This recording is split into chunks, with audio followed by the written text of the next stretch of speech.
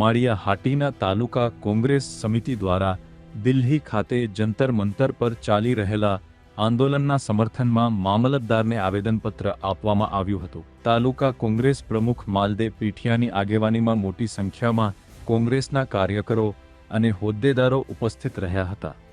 આવેદનપત્રમાં સરકાર અને સુરક્ષા એજન્સીઓ દ્વારા વિદ્યાર્થીઓ પર કરવામાં આવેલા કથિત અમાનુષી વર્તન અને હિંસાત્મક કાર્યવાહીનો વિરોધ નોંધાવવામાં આવ્યો હતો। સાથે જ કોંગ્રેસના નેતા રાહુલ ગાંધીની ધરપકડનો પણ વિરોધ વ્યક્ત કરવામાં આવ્યો હતો। કોંગ્રેસે આરોપ લગાવ્યો હતો કે હાલની સરકાર વિદ્યાર્થીઓ અને ખેડૂતો પ્રત્યે સંવેદનશીલતા દાખવવામાં નિષ્ફળ રહી છે અને બિનજરૂરી કાનૂની કાર્યવાહી તેમજ સુરક્ષા એજન્સીઓના સહારે દમનકારી વલણ અપનાવી રહી છે, જે યોગ્ય નથી।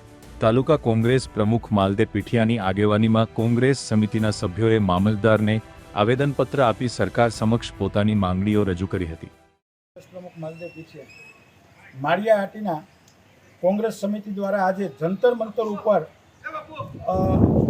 સોમન મનસુખ અને વિદ્યાર્થીઓ દ્વારા જે નીટની પરીક્ષાના વારંવાર પેપરો ફૂટે છે એના માટે ન્યાય માટે જે લડાઈ કરી રહ્યા છે વિદ્યાર્થીઓ, એના ઉપર બેરહેમીથી આ સરકાર દ્વારા લાઠીઓ વીંજવામાં આવી છે અને એના સમર્થનમાં અમારા રાષ્ટ્રીય નેતા વિપક્ષના નેતા રાહુલ ગાંધી અને પ્રિયંકા ગાંધીએ વિદ્યાર્થીઓના સમર્થનમાં ત્યાં જંતર મંતર ઉપર એ સાવણીની મુલાકાત લીધો। એમને પણ અટક કરી અને કસ્ટડી જેલ હવાલે કરવામાં આવ્યા। તેમજ વિદ્યાર્થીઓ, બાળકો, એમની સાથે એમની માતાઓ અને નાની દીકરીઓ પોતાના હક માટે આ દેશના સરકાર પાસે ન્યાય માગી રહી છે, ત્યારે આ સરકારની મુખ્ય એજન્સીઓ પોલીસ અને ત્યાં સિક્યુરિટી એજન્સીઓએ બર્બરતાપૂર્વક એમના ઉપર લાઠીચાર્જ કર્યો છે।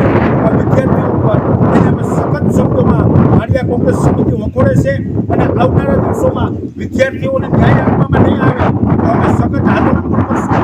દુઃખની વાત તો એ છે કે આ દેશની અંદર લોકશાહી છે અને એ લોકશાહીની પ્રણાલીની અંદર દરેક લોકોને પોતાનો અવાજ, પોતાની વાત રજૂ કરવાનો હક છે, ત્યારે આ દેશના વિદ્યાર્થીઓ, બાળકો પોતાનો હક માગવા ગયા અને બર્બરતાપૂર્વક એના ઉપર લાઠીચાર્જ કરવામાં આવ્યો।